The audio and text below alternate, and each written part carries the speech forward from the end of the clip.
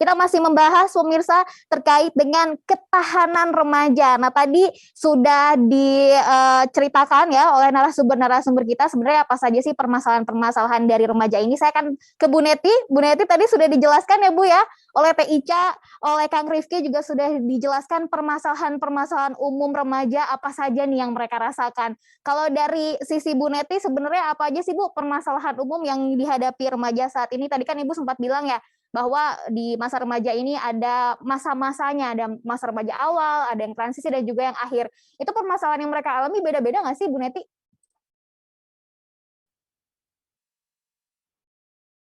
Ya, pastinya karena mereka terlahir dari orang tua yang berbeda, dengan Ya, latar belakang pendidikan, sosial ya. ekonomi yang juga berbeda, pastinya Mm-mm.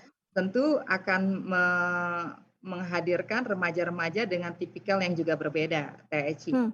Baik. Saya harus katakan bahwa kalau kita bicara tentang remaja, sebetulnya pihak yang paling harus bertanggung jawab adalah orang tua, karena mereka adalah orang dewasa Ya, yang karena pernikahan lahirlah anak, kemudian ya, pada tahapan tumbuh kembangnya menjadi remaja, dan seharusnya setiap orang tua memandang remaja ini sebagai harapan dan sekaligus masa depan. Ya, jadi kalau ya, ada orang-orang atau tokoh besar mengatakan pemuda hari ini adalah pemimpin masa depan, itu sebetulnya tepat sekali ya. Kenapa? Karena ya.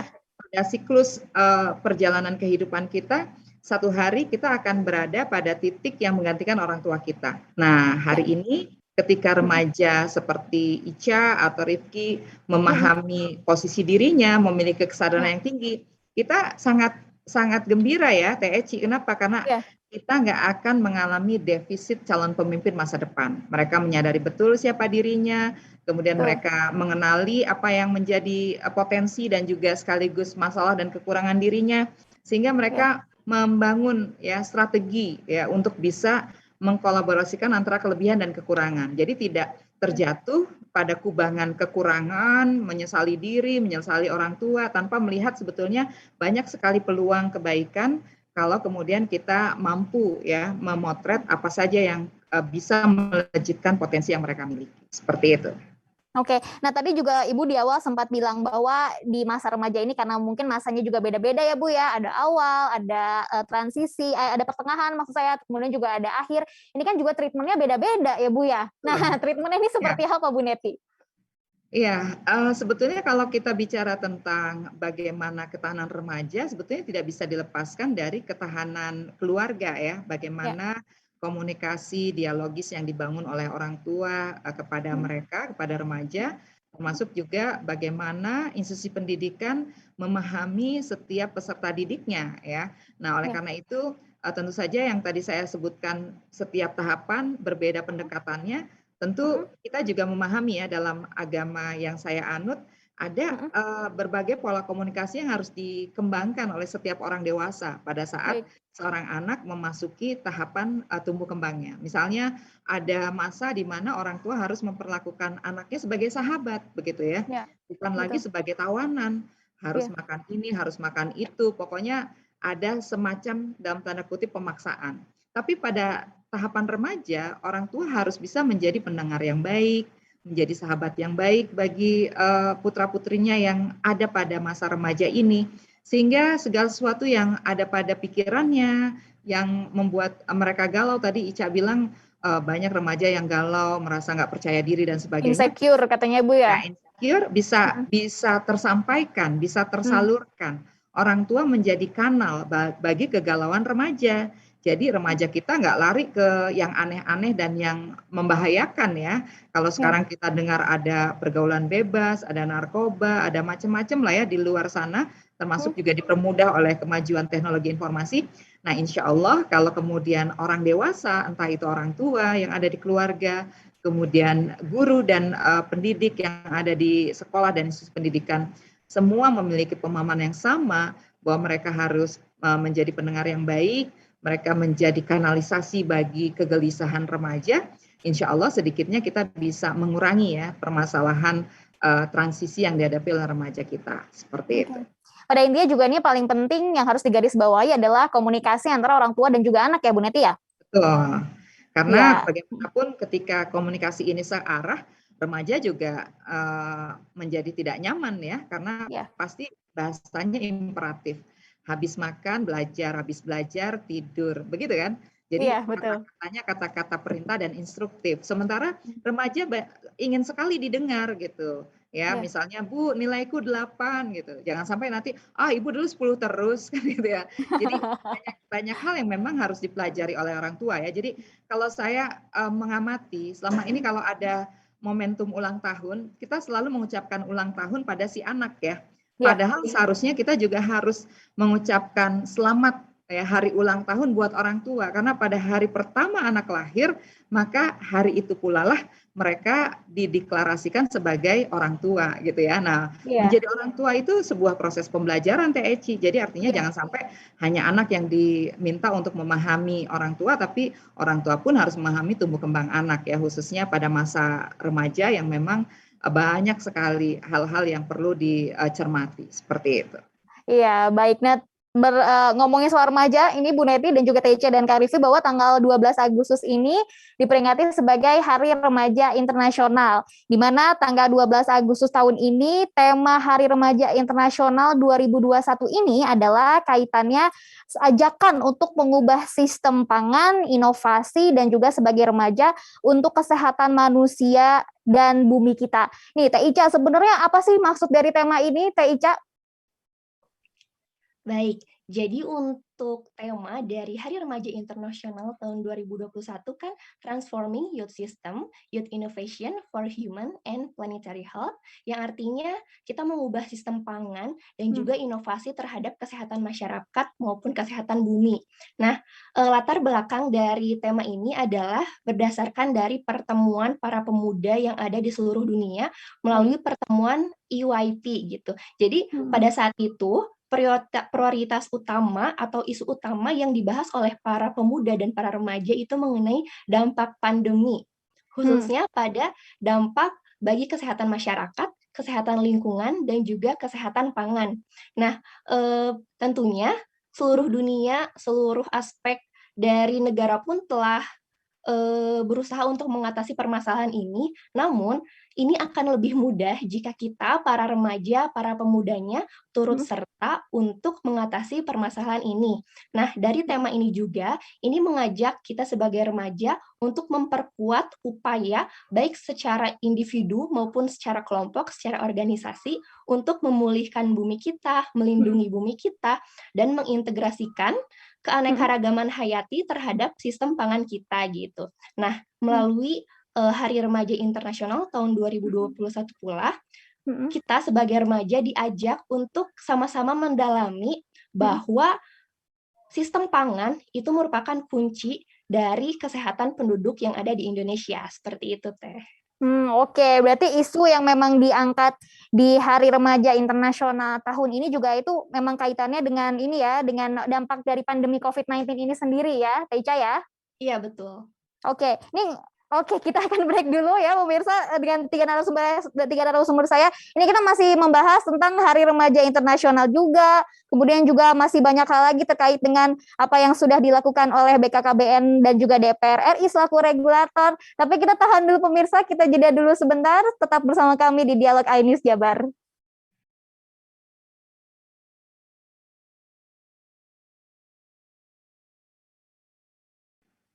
Kembali lagi di Dialog iNews Jabar dan kita akan melanjutkan perbincangan kita pagi hari ini terkait dengan ketahanan remaja. Tadi Teh Ica sudah menjelaskan ya Teh ya terkait dengan Hari Remaja Internasional 2021 ini yang memang juga mengangkat isu terkait dampak pandemi COVID-19. Nah, saya pengen tanya dulu nih ke Kang Rifki, kontribusi apa nih yang sudah dilakukan oleh para pelajar di masa pandemi sekarang ini, Kang Rifki? Oke, kalau ngomongin kontribusi, mungkin kita harus berangkat dari satu kekhawatiran atau permasalahan dari pelajar tersebut. Gitu. Sebenarnya kalau misalnya kekhawatiran ataupun permasalahan pelajar sekarang itu kan dengan adanya pandemi, itu adalah lost generation. Di mana mungkin lost generation ini adalah sekelompok orang ataupun sekelompok pelajar yang mungkin bisa kita bilang hilang arah karena nggak ada interaksi secara langsung gitu, ataupun media pembelajaran secara langsung face to face.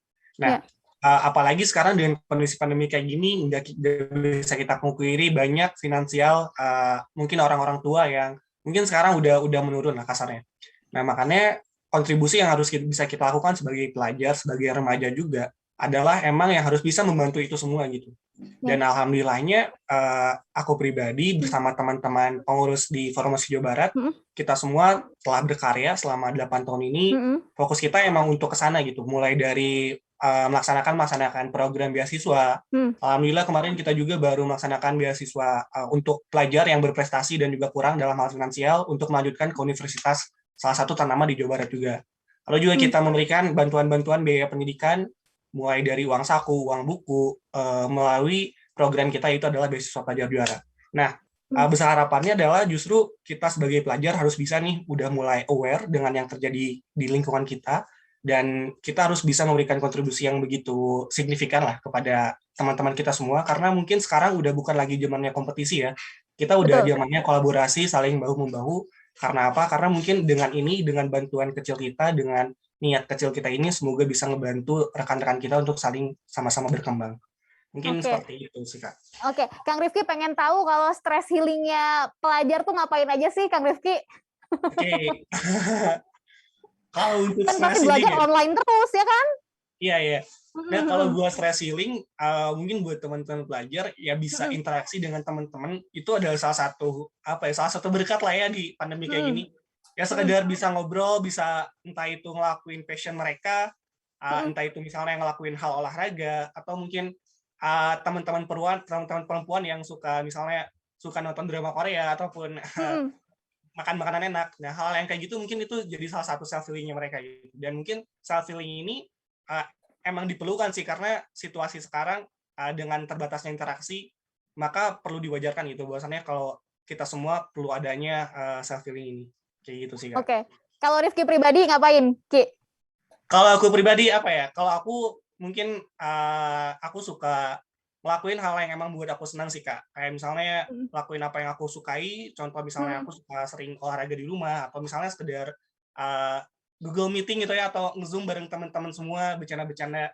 Nah, hal yang kayak gitu yang perlu kita butuhkan sih, karena sentuhan-sentuhan yang kayak gitu yang kurang kita rasakan selama ini.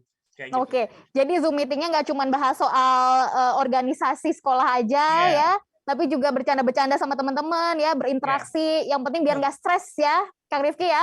Oke, saya akan ke Bu Neti. Bu Neti, ini ternyata permasalahan yang dialami oleh remaja ini ternyata banyak, ditambah lagi dengan di masa pandemi seperti sekarang ini, Bu Neti. Nah, sebenarnya apa yang sudah dilakukan oleh BKKBN dan juga DPR RI selaku regulator, Bu Neti? Ya, tentu kalau saya harus menyampaikan kepada Ica, Rifki, dan juga remaja, hari ini sebetulnya kita ingin BKKBN ini punya taring ya, bertaji untuk mengemban amanah sebagai leading sektor pengentasan stunting nasional TSC ya. Kenapa hal ini penting? Karena kalau kita bicara tentang stunting, ini bukan cuma sekedar permasalahan di ranah kesehatan, tapi lebih jauh dari itu, stunting ini adalah kekurangan gizi pada 1000 hari pertama kehidupan.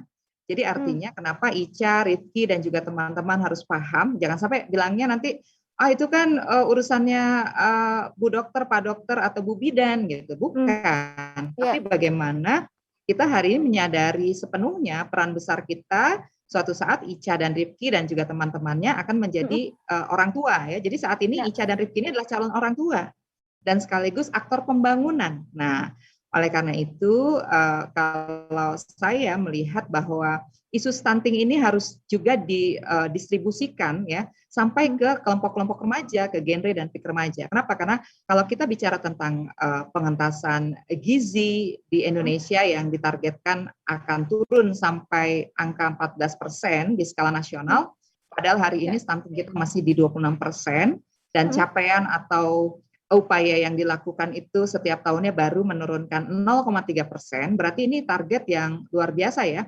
Harus dikeroyok bareng-bareng. Tadi kalau kata Rifki harus kolaborasi nih, nggak mungkin kemudian kita hanya mengandalkan BKKBN secara struktural, tapi harus ada juga gerakan kultural, gerakan bersama masyarakat, bersama remaja untuk menyadari bahwa ternyata ketika kita bicara stunting, itu tadi tema Hari Remaja Internasionalnya bagus sekali ya, bagaimana kita memperkuat ketahanan pangan kita. Pangan, ya. betul.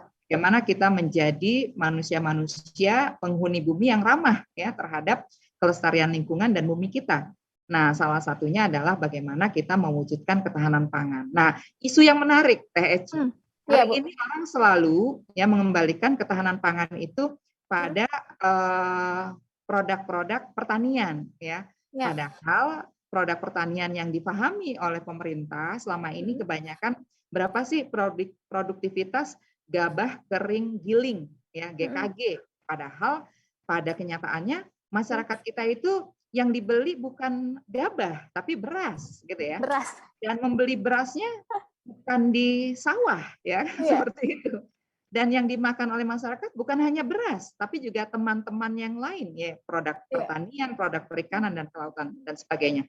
Nah, oleh karena itu, saya ingin bahwa sejak sekarang Ica dan Rifki punya pemahaman yang utuh bagaimana mengajak teman-teman memiliki pemahaman yang benar dan tepat tentang ketahanan pangan yang dihitung dari angka kecukupan gizi, yang dihitung dari B2SA, bergizi, beragam, seimbang dan aman. Nah, gimana caranya remaja kita yang tadi kata Ica kekinian, yang kata Rifki punya passion, punya keinginan yang sangat beragam, itu kemudian mulai memperhatikan bagaimana caranya kita memperkuat ketahanan pangan kita. Sehingga pada saatnya nanti kita menjadi orang tua, menjadi aktor pembangunan, adalah aktor pembangunan yang sehat, ya, jiwa raga, sehat lahir batin, seperti itu. Oke. Selain dari pemahaman terkait dengan stunting itu sendiri kepada para remaja nih Bu, kira-kira apa sih kontribusi yang para remaja ini bisa lakukan, Bu Neti? Ya, tentu saja hari ini kalau kita bicara tentang bagaimana harapan kita kepada remaja, mungkin kita pisahkan ya, mana yang berskala mikro, mana yang berskala makro. Kalau skalanya mikro tadi yang saya sebutkan, bahwa dari sekarang mulailah memperhatikan apa yang kita konsumsi setiap hari. Tadi kata Ica kan harusnya kita sebarluaskan tuh gerakan self love, mencintai diri sendiri. Mencintai diri sendiri juga termasuk di dalamnya memperhatikan apa yang kita konsumsi hari ini, gitu kan? Bukan sekedar kenyang, tapi betul-betul memang bergizi, ya, bernutrisi. Bukan cuma sekedar kenyang, tapi juga kita perhatikan keamanannya. Ya, remaja kita kan kadang saking sibuknya kuliah, banyak PR, banyak tugas, nggak peduli itu berapa jumlah pemanis di dalam makanan yang kita konsumsi. Jumlah kalorinya, karbohidratnya, Bu ya. Pengawet, gula, garam, dan lemaknya dan sebagainya. Itu kadang nggak jadi hitungan remaja kita, ya. Sehingga kenapa kemudian ini penting, banyak remaja pada usia dini yang masih sangat muda sudah terkena obesitas, dan bahkan penyakit tidak menular juga sekarang banyak menjangkiti usia muda begitu ya. Nah, itu skala mikro. Skala makronya hari ini saya sangat berharap bahwa kalau kemudian kita bicara pangan adalah satu hal yang fundamental dan negara semaju apapun membutuhkan pangan, remaja kita harus punya perhatian yang besar pada pertanian dan pangan kita. Kenapa? Karena semaju-majunya sebuah negara, nggak pernah mereka makan chip, nggak pernah mereka makan biji besi, nggak pernah mereka makan produk-produk yang kemudian hari ini memperkuat industri teknologi informasi mereka.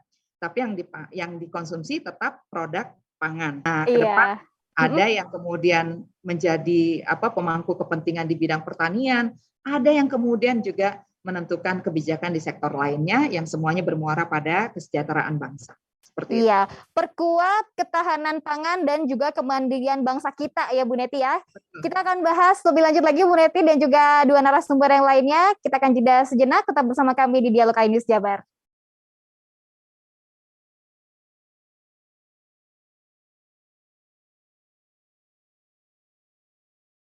Dialog iNews Jabar, saya akan ke Bu Neti terlebih dahulu. Bu Neti, terkait dengan pandemi COVID-19 saat ini, apa saja dampaknya yang berkaitan dengan kesehatan manusia, lingkungan, dan juga sistem pangan, Bu Neti? Iya, pertama Teh Eci, pandemi ini memberikan pelajaran yang luar biasa ya bagi kita semua, bahwa ternyata sistem dan kapasitas kesehatan dibuat kewalahan ya dengan pandemi ini. Karena hari ini kita sudah melampaui angka 3 juta lebih ya. Dan yang menarik ini informasi buat Ica, Rifki, dan juga para pemirsa, bahwa pada 1 juta pertama kita butuh 3.000 kasus per hari. Ya. 1 juta kedua kita butuh 6.000 kasus per hari. Ya. Dan yang mengerikan 1 juta ketiga kita memerlukan atau seharinya itu ada 32.000 kasus THC. Jadi artinya positivity rate kita itu masih di atas ambang batas WHO yang 5%. Jadi rata-rata positivity rate kita itu 26%-an. Ini menggambarkan betapa pemahaman tentang public health, kesehatan masyarakat kita itu masih rendah ya. Jadi seperti yang sangat mendasar yang harus dilakukan oleh masyarakat, memakai masker, mencuci tangan ya.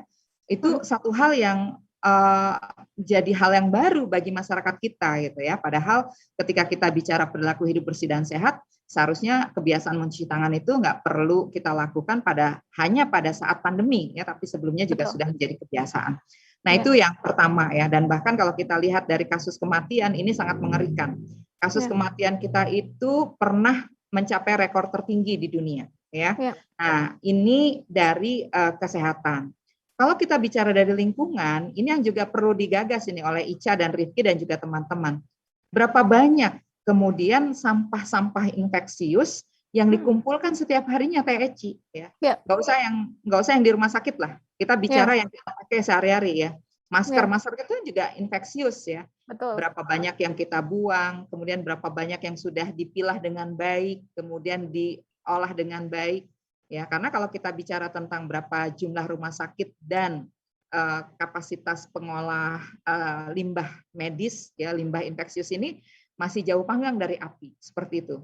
Nah, yang harus dikejar kalau kita hari ini ngobrol dengan Ica dan Rifki adalah kesadaran masyarakatnya, THC ya. Kalau kita bicara tentang lingkungan, dampak lingkungan ini luar biasa ya. Sampah infeksius, bahkan beberapa waktu yang lalu diberitakan sejumlah sampah atau limbah infeksius ini dibuang sembarangan ya di jalan, kemudian di sungai. Nah, ini yang perlu mendapatkan perhatian.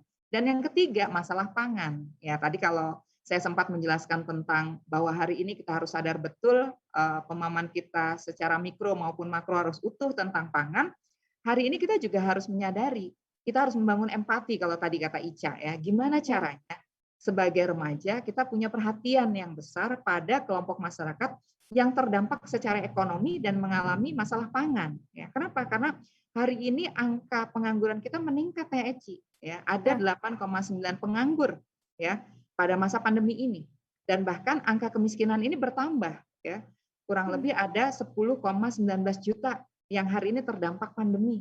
Nah, kalau 10,19 juta itu satu keluarga, tadi Ica bilang keluarga kecil tuh 2 orang tua dan 2 anak, dikalikan 4 aja gitu ya. Nah, ini yang menurut saya juga harus kita pikirkan bagaimana caranya agar bantuan sosial yang menjadi tugas pemerintah tidak terlambat ya, cairnya juga merata sesuai dengan DTKS.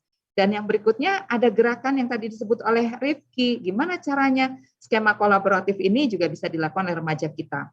Jadi yang tadi Rifki nggak dapat bansos dari pemerintah itu bisa disasar oleh gerakan kolaboratif oleh remaja-remaja kita, baik genre maupun PIK remaja ya, termasuk juga forum OSIS, semuanya juga bisa bekerja sama. Karena memang kalau kita bicara tentang anggaran bansos, Presiden sendiri merasa ya bahwa hari ini masih banyak ya yang belum tersalurkan dengan baik. Ada NIK yang dimiliki oleh 2 orang warga, ada warga yang sudah meninggal masih terdata seperti itu. Betul. Nah, kita berharap mudah-mudahan remaja kita juga menjadi remaja yang memiliki awareness ya, tidak mengambil jarak begitu ya.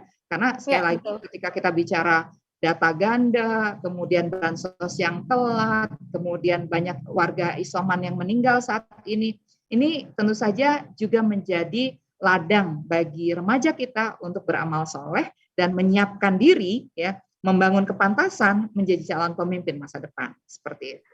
Iya, baik. Nih saya kan ke Teh Ica dan juga ke Kang Rifki. Ini sebagai generasi muda nih, sebagai remaja, kira-kira pola hidup apa sih yang bisa meningkatkan tingkat kesadaran untuk kesehatan dan juga menjaga bumi? Apa yang dilakukan Teh Ica dan Kang Rifki? Teh Ica dulu deh, boleh deh. Baik, untuk pola hidup yang harus kita terapkan pada saat pandemi ini tentunya untuk menjaga tubuh kita agar tetap sehat dan juga untuk menjaga bumi kita agar tetap terjaga, tentunya kita harus melakukan yang namanya PHBS dan tetap mematuhi yang namanya protokol kesehatan. Nah, ketika kita telah menerapkan yang namanya PHBS, itu banyak sekali manfaat yang akan kita dapatkan. Mulai dari kita akan sehat secara fisik, secara mental, lalu juga kita bisa jadi remaja yang lebih produktif, lalu juga akan terciptanya lingkungan yang asri dan indah seperti itu. Nah, untuk PHBS itu sendiri yang bisa kita lakukan sehari-hari, yaitu diantaranya kita harus memahami dulu nih kondisi kesehatan kita pada saat ini. Lalu juga konsumsi makanan yang sehat dan juga harus bergizi seimbang. Dan ini juga menjadi salah satu highlight untuk para remaja, di mana kita harus memakan makanan yang tubuh kita butuhkan gitu, bukan apa yang kita mau gitu. Jadi harus disesuaikan dengan kebutuhan kita.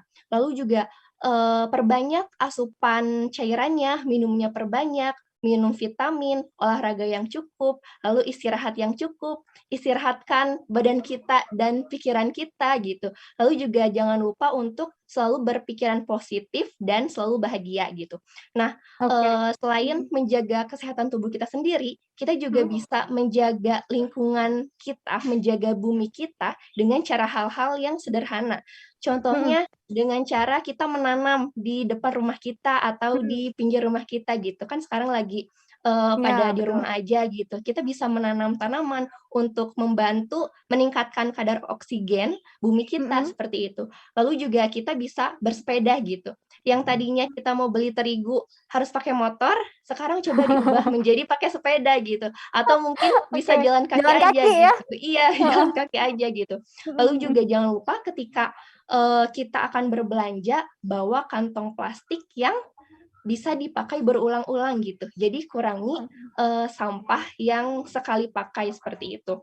Lalu juga jangan lupa tadi betul yang kata Bu Neti sampaikan, kita juga harus memperhatikan mengenai pengelolaan limbah sekali pakai, khususnya masker medis yang sekali pakai, kita harus perhatikan pengelolaannya seperti itu. Oke, Kang Rifki mungkin akan menambahkan dari Ica. Mau menambahkan dari Teh Ica terkait dengan apa saja yang dilakukan sebagai remaja ini terkait dengan pola hidup dan juga meningkatkan kesadaran terkait dengan menjaga bumi. Kang Rifki. Oke. Tentunya di tengah ketidakpastian ini gitu ya, selama masa pandemi, tantangan terbesar dari pelajar adalah gimana caranya mereka bisa survive dengan mungkin keadaan psikologi yang agak terganggu gitu ya. Karena apa? Karena kita semua udah tahu bahwasannya masa-masa ini adalah masa-masa teman-teman untuk bisa mengeksplor segala hal yang mereka sukai gitu. Di masa ini kita semua pingin adanya hal baru yang kita alami secara pribadi, secara personal. Dan inilah tantangan yang gimana caranya teman-teman remaja itu bisa survive. Meskipun misalnya ada apa ya, narasi sekarang itu kan begitu banyak pelajar yang terganggu dalam segi mental, dalam segi hal psikolog gitu. Nah, gimana caranya kita bisa menghindari atau gimana caranya kita bisa tetap melakukan hal seperti normal gitu ya.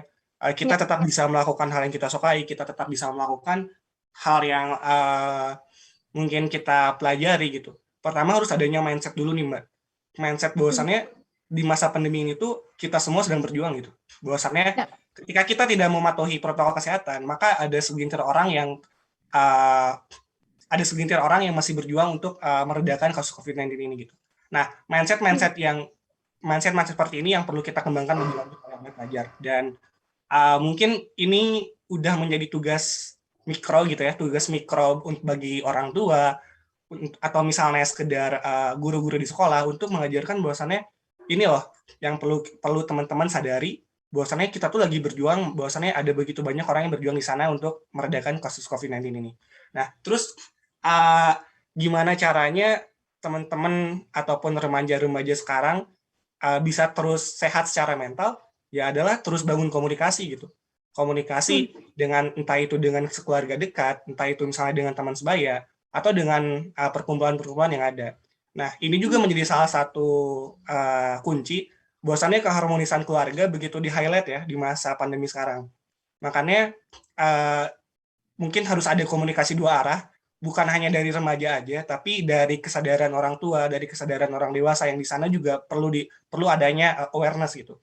Karena kalau misalnya kita dengan interaksi terbatas, ya mau gimana pun lagi, hal terkecil, skup terkecil itu akan menjadi sandaran bagi teman-teman remaja. Kayak gitu. Oke. Kembali lagi intinya adalah dari sisi komunikasi orang tua yang tidak boleh satu arah lagi, tapi harus dua arah. komunikasi dengan anaknya seperti itu ya. Baik pemirsa, kita akan jeda sejenak, jangan kemana-mana, tetap bersama kami di Dialog Ainis Jabar.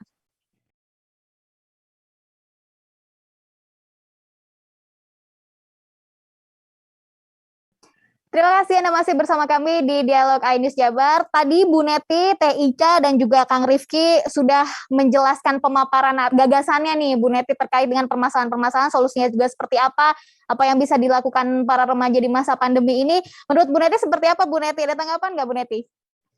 Iya, saya terus terang ini ya, amazed gitu ya, bangga mendengar jawaban Ica dan Rifki yang sangat responsif, termasuk juga penuh ide-ide yang kreatif begitu ya, Teh Eci. Kenapa? Karena memang remaja di era industri 4.0 ini diharapkan memiliki berbagai skill, berbagai keterampilan yang bisa menjadi bridging ya, menjadi jembatan untuk bisa terus memanfaatkan kemajuan zaman pada hari ini.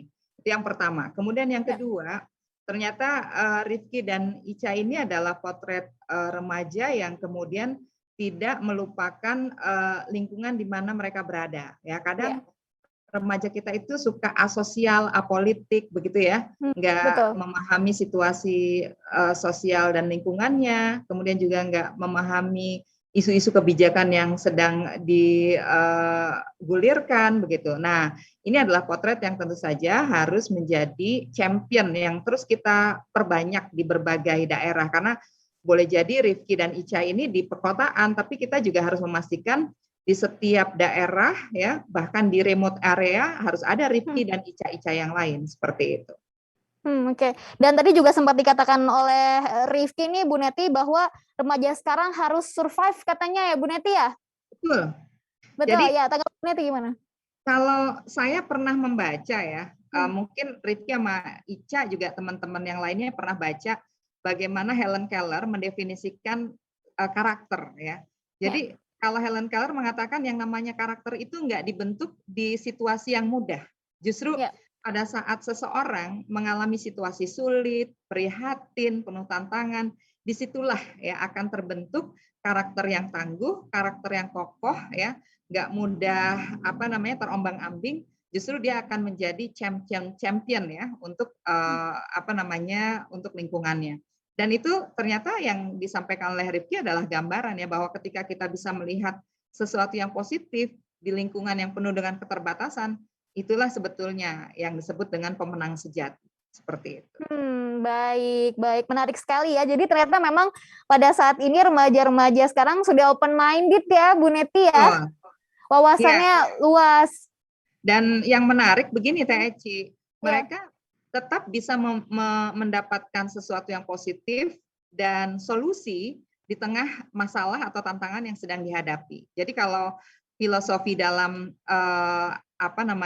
nilai keagamaan kita tuh bersama kesulitan ada kemudahan ya, mereka benar-benar memahami ini, bukan sesudah kesulitan ada kemudahan, tapi di setiap kesulitan, di setiap fase kehidupan pasti ada jalan keluar gitu. Oke, ini Bu untuk Ica dan juga Rifki seperti tadi Ibu katakan, ini untuk remaja-remaja yang mungkin tinggal di perkotaan ya Bu Neti ya. Kemudian bagaimana yang masih tinggal di desa-desa seperti itu agar mereka punya pemikiran yang sama Bu Neti? Langkah apa yang harus dilakukan Bu Neti? Ya, kalau dalam konteks struktural kebijakan ya, tentu harus dibuat regulasinya Teh Eci. Jadi harus ada misalnya kerjasama pemerintah daerah dengan perguruan tinggi ya, bikin KKN tematis, menerjunkan mahasiswa-mahasiswa datang ke desa-desa, kemudian berinteraksi dengan posyandu, dengan PIK remaja, dengan genre, dengan pemuda lingkungan, ada Karang Taruna. Kita punya loh Karang Taruna, tapi mungkin sebagiannya mati suri kan begitu ya.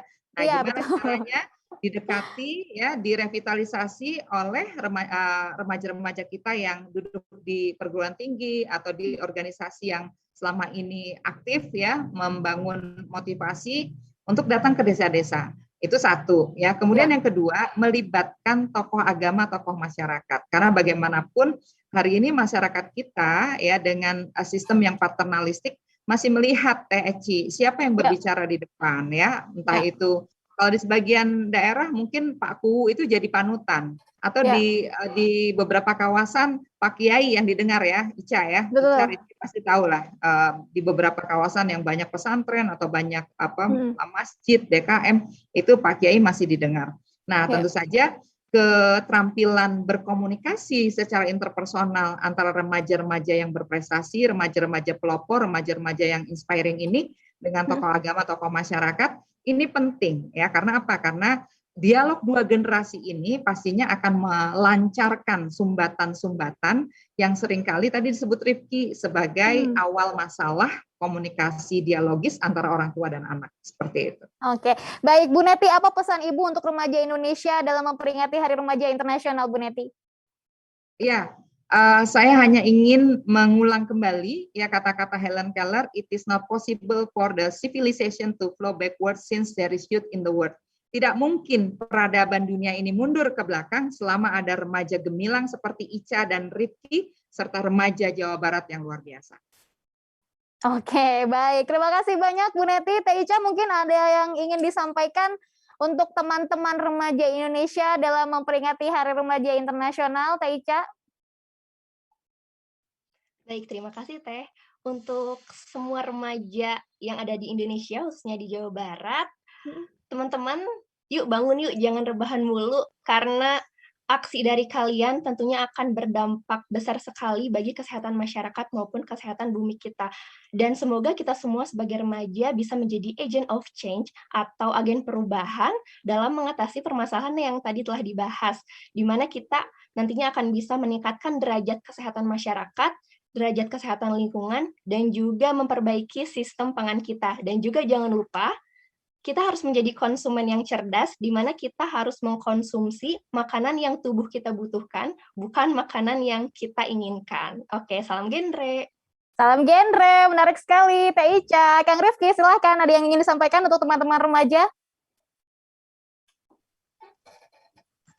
Baik, mungkin salam untuk pesan-pesan untuk teman-teman belajar di sana. Kita semua mungkin aku pribadi latar belakang dari kesehatan, kebetulan aku di Fakultas Kedokteran. Teman-teman, bahwasannya mengenai COVID-19 ini adalah suatu permasalahan yang serius dan bukan hal yang bisa kita atasi secara personal ataupun secara individu. Maka jawabannya adalah kolaborasi dan bersama-sama. Inilah yang menjadi kunci bagaimana caranya kita bisa survive, bagaimana caranya kita bisa keluar dari situasi yang tidak ada kepastian ini. Untuk teman-teman di sana, jangan terus lupa untuk jangan lupa untuk terus berhenti berproses, karena dengan inilah kita sama-sama bisa membangun kepribadian, karakter, serta pendidikan yang lebih baik lagi. Dan untuk teman-teman remaja di sana, teruslah berprogres, karena inilah yang mungkin yang menjadi kunci utama untuk Indonesia ke depannya. Terima kasih untuk teman-teman di luar sana telah bertahan sejauh ini. Aku harap kita semua bisa bersama-sama membuat inovasi yang baru untuk Indonesia Emas 2045. Mungkin aku Zidan Nugraha, salam pemimpin muda Jawa Barat. Terima kasih semuanya. Terima kasih banyak kepada Bu Neti Prasetyani Heriawan. Terima kasih banyak Bu Neti sudah bergabung hari ini bersama kami. Kemudian juga untuk Ica ya, untuk Anissa KR selaku Duta Genre Jawa Barat, dan juga untuk Rifki Zidan Nugraha selaku Ketua Forum OSIS Jawa Barat. Terima kasih banyak. Banyak sekali insight-insight yang kami dapatkan ya pemirsa, tentu saja, dan semoga perbincangan kami pagi hari ini menginspirasi. Anda bisa menyimak kembali perbincangan kami melalui kanal YouTube iNews TV Bandung, dan bersama seluruh kerabat kerja yang bertugas, saya Desi Juliani mengucapkan terima kasih atas perhatian Anda. Tetap selalu terapkan protokol kesehatan. Sehat selalu dan sampai jumpa. Iya, terima kasih. Terima kasih.